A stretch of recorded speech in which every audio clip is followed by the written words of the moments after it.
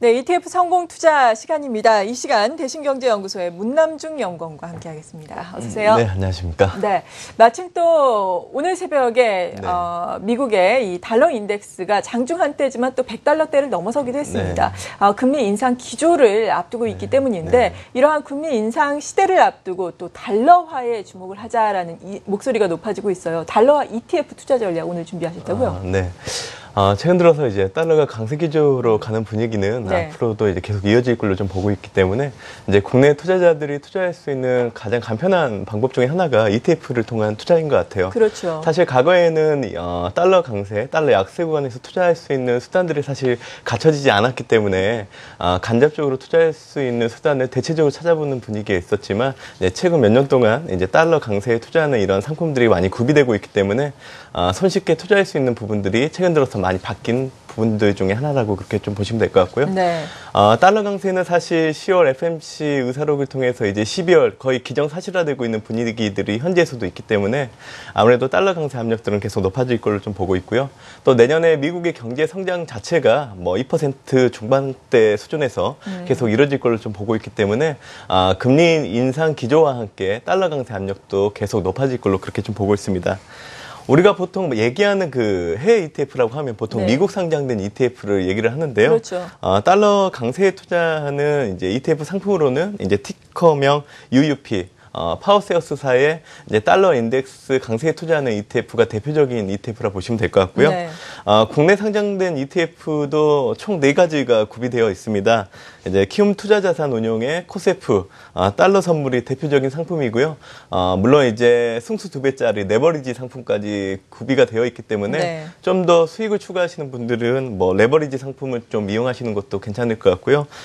최근 상장된 ETF들 중에 이제 국내 상장된 ETF 중에 이제 미국 달러 선물 관련해서는 인버스 2배 상품도 뭐 출시가 됐기 때문에 이제 달러 강세가 아닌 하락일 경우에는 뭐 이런 상품들에 대한 부분들도 관심을 가져도 좋을 것 같습니다. 네, 저희가 일부 이 시간에 이러한 부분에 대해서 어느 정도 도움 말씀을 드렸는데 항상 이러한 부분에 투자를 할 때는 특히나 외환 같은 경우에는 자칫하면 변동성이 크게 나타나면 손실이 클 수도 있기 때문에 좀 분산 투자를 하면 좋겠다라는 의견 다시 한번 강조를 해드립니다. 계속해서 글로벌 ETF의 자금 동향도 알아보도록 할까요? 최근 위험자산에 대한 선호는 계속 지속되고 있는 것 같아요. 네. 하지만 이제 그 규모 자체가 많이 줄어들고 있는 상황이기 때문에 강도 면에서는 과거와 다르지 않게 좀 약해지고 있는 부분들이 확인될 수 있다 보시면 될 것 같고요. 이제 지난주를 기점으로 놓고 본다고 하면 글로벌 ETF 자산 시장으로 이제 19억 달러 정도 유입됐다 보시면 될 것 같고요. 전반적으로 이제 미국 통화 정책 불확실성이 이제 어느 정도 완화되고 있는 분위기가 있기 때문에 이런 부분들도 일정 부분들은 좀 유지가 되고 있다 그렇게 좀 보고 있습니다. 사실 최근 들어서 이제 정책 기대감으로 소유럽에 대한 관심이 많이 높아지고 있는데요. 네. 사실 ETF를 통해서는 소유럽 쪽으로의 자금 유입이 이루어지지는 않고 있는 상황이기 때문에 이런 부분들은 좀 챙겨보실 필요가 있는 부분들을 보시면 될 것 같고요. 사실 뭐 미국의 금리 인상하면 가장 타격을 받을 수 있는 권역이 이제 신흥국이기 때문에 신흥국 같은 경우에는 지금 현재 자금 유출이 계속 나타나고 있는 모습이고요. 최근 중국 같은 경우에도 모멘텀이 부재한 상황이라서 3주 연속 자금 유출세 를 보이고 있는 것들이 하나의 특징이라고 보시면 될 것 같습니다. 네. 지난주 자금이 많이 유입됐던 ETF를 좀 본다고 하면 결국에는 이제 변동성이 낮아진 부분에 투자하는 ETF가 가장 많은 자금 유입세를 보였었는데요. 이제 파워세어스사의 S&P 500에 투자하는 저변동성 ETF가 가장 많은 유입세를 보였고요. 또 아이세어스의 너세리천 ETF 그리고 이제 아이세어스의 이제 투자중급 채권에 투자하는 ETF 순으로 이제 유입이 됐기 때문에 결국에는 미국의 금리 정책 불확실성 완화가 저변동성과 중소형주 ETF 쪽으로 자금 유입을 많이 일으켰다고 그렇게 해석을 하시면 될 것 같고요. 반대로 자금 유출이 많았던 ETF를 좀 본다고 하면 이제 파워세어스의 기술주에 투자하는 ETF, 또 스파이더의 S&P 500 ETF, 또 스파이더의 다우존스 산업지수에 투자하는 ETF 순으로 이제 자금 유출이 많았었는데요. 결국에는 그 전고점 수준으로 단기 상승한 지수 부담에 대한 차익 실현 물량들이 있었기 때문에 아무래도 미국의 대형 인덱스에 투자하는 ETF들 중심으로 자금 유출이 많았다 보시면 될 것 같습니다. 뭐 금주 같은 경우에도 사실 뭐 미 금리 정책 완화에 따른 이런 투자 심리가 많이 개선되고 있는 부분들이 확인되고 있어서 전반적으로 ETF에 대한 자금 유입 규모 자체도 이번 주에는 좀 증가하지 않을까 그렇게 예상을 좀 해보고 있습니다. 네, 이렇게 미국에 상장된 글로벌 ETF 상품들부터 먼저 살펴봤고요. 국내에 상장된 ETF는 어떤 것들이 선전을 했나요? 뭐 코스피 같은 경우에도 사실 지난주를 후반을 놓고 본다고 하면 이제 미국의 그 완화적인 분위기들 때문에 지수가 좀 올라오는 선이 있었고요. 네. 또 2차선 근접하는 모습을 좀 보였기 때문에 주간 기준 0.84% 또 상승하는 모습을 보였습니다. 지수 반등 구간에서 레버리지를 활용하는 뭐 자금들에 대한 수요가 있었기 때문에 이제 레버리지 ETF 쪽으로 자금 유입도 상당히 많았었지만 물론 이제 지수가 반등했기 때문에 이제 코덱스 200과 같은 상품군을 중심으로 해서 자금 유출도 상당히 많이 있었다는 게 하나의 특징이라고 보시면 될 것 같고요. 뭐 상품 단위에서 놓고 본다고 하면 최근 뭐 전기차 부품과 뭐 친환경 에너지 분야에서 상당히 향후 성장성 기대 때문에 LG 그룹주 주가가 상당히 좋은 흐름을 좀 보이고 있는데요. 네. 그런 영향을 받아서 타이거 LG 그룹 플러스 ETF가 5%대 상승하는 모습을 보였고요. 최근 또 구리 가격이 뭐 6년 내 최저치를 기록하고 있는 부분들이 있어서 타이거 구리 식물 ETF가 또 상당한 부진한 모습을 좀 보였던 부분들이 이제 지난주 특징이었다고 보시면 될 것 같습니다. 네, 그리고 이번 주에 대내외적으로 주목할 만한 사안들 쭉 살펴볼 텐데 미국 시장 뭐 3일 반밖에 열리지는 않지만 상당히 중요한 경제 지표도 발표되고 또 쇼핑 시즌이 시작되기 때문에 중요한 한 주가 될 것 같습니다. 유럽도 마찬가지고요. 구체적으로 일정들 살펴주시죠. 유로존의 기업들의 체감 심리를 알 수 있는 지표들은 사실 어제 발표가 됐고요. 네.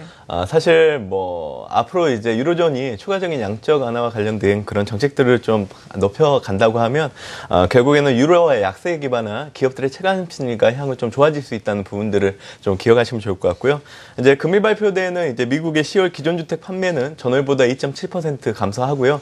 이제 내일 발표되는 신규주택 매매는 전월 대비 6.8% 증가할 걸로 보기 때문에 사실 금주 발표되는 미국의 주택 지표는 상당히 엇갈린 모습을 좀 보일 걸로 좀 보고 있습니다. 하지만 최근 고용시장 회복이 나타나고 있는 부분들이 있어서 임금이 상승하는 부분이 있고요. 또한 낮은 금리를 바탕으로 주택 수요가 좀 개선되고 있는 부분들이 있기 때문에 사실 뭐 주택 시장 지표 자체는 12월 미국이 금리를 인상하는 뒷받침을 할 수 있는 지표라고 그렇게 해석하시면 될 것 같고요. 네. 또 오늘 발표되는 이제 미국의 지표들 중에 또 중요한 게 12월 소비자 신뢰 지수라고 보시면 될 것 같은데요. 이제 전월보다 개선된 이제 99.5% 정도, 99.5를 기록할 걸로 좀 보고 있는데 사실 금주 27일부터 블랙 프라이데이가 시작되면서 미국의 연말 소비에 대한 관심들이 많이 높아질 수 있는 부분들이 있는데 사실 이런 분위기를 엿볼 수 있는 지표가 이제 금일 발표되는 소비자 신뢰 지수라고 보시면 될 것 같습니다. 최근 미국의 고용 시장이 좀 개선되고 있는 부분들이 있기 때문에 이제 금일 발표되는 11월 소비자 신뢰 지수 자체가 반등하지 않을까 그렇게 좀 예상을 해보고 있는 부분들이 있습니다. 네, 이에 따른 이번 주에 ETF 투자 전략은요? 사실 그 미국의 연말 소비 시즌이 다가오는데 전반적으로 분위기 자체를 좋게는 보진 않는 것 같아요. 하지만 이제 전반적으로 관심세는 계속 이어질 걸로 좀 보고 있기 때문에 지난주에 이어서 위험자산 선호 성향들이 지속되는데 영향을 줄 수 있는 요인으로 작용할 걸로 그렇게 좀 예상을 해보고 있는데요. 사실 전미 소매협회에 따르면 이제 올해 미국의 연말 소비 자체가 과거 평균 10년 대비해서 이제 3.1%이기 때문에 뭐 올해 같은 경우에는 3.7% 정도 나타날 걸로 그렇게 예상을 해보고 있습니다. 뭐 말씀드린 것처럼 이제 강하진 않을 걸로 좀 보고 있기 때문에 뭐 이런 기대감들이 좀 향후 낮아질 수 있는 부분들이 있지만 어차피 시장에서는 모멘텀을 찾아야 되기 때문에 이런 관심에 대한 부분들을 지속될 걸로 좀 보고 있고 또 금일 발표되는 소비자 신뢰 지수가 이런 부분들을 좀 뒷받침하는 지표로 작용할 걸로 좀 보고 있기 때문에 이제 금주 같은 경우에는 인덱스 상품을 중심으로 좀 대응하는 것들이 필요하지 않을까 그렇게 내다보고 있고요. 네. 사실 해외 투자처로 놓고 본다고 하면 정책 기대감이 계속 지속되고 있는 유럽에 대한 관심을 높일 수밖에 없기 때문에 유럽과 관련된 ETF에 대한 부분들 지속적으로 관심 가질 필요가 있고요. 지금 미국의 금리 정책 우려와 미국 테러 사태가 완화되고 있는 분위기가 있기 때문에 사실 원달러 환율의 하락 압력이 이번 주 들어서 좀 높아질 가능성이 상당히 높아서 그동안은 사실 이제 대형 수출주에 대한 관심을 높여야 된다는 얘기를 많이 말씀드렸는데 네. 이제 금주부터는 이제 내수주 중에서도 이제 소비와 관련된 종목들을 중심으로 좀 관심을 가질 필요가 있고요. 뭐 이런 분위기를 염두에 놓고 본다고 하면 결국에는 타이거 중국 소비 테마나 뭐 아리랑 고배당주와 같은 연말이 다가오면 올수록 모멘텀이 형성될 수 있는 ETF를 중심으로 좀 관심을 높일 필요가 있기 때문에 금주 같은 경우에는 이런 소비 배당과 관련된 ETF를 중심으로 투자하는 전략이 유효하지 않을까 그렇게 예상을 해보고 있습니다. 네, ETF 시장 동향과 이에 따른 ETF 투자 전략까지 알아봤습니다. 대신경제연구소의 문남중 연구원이었습니다. 감사합니다. 감사합니다.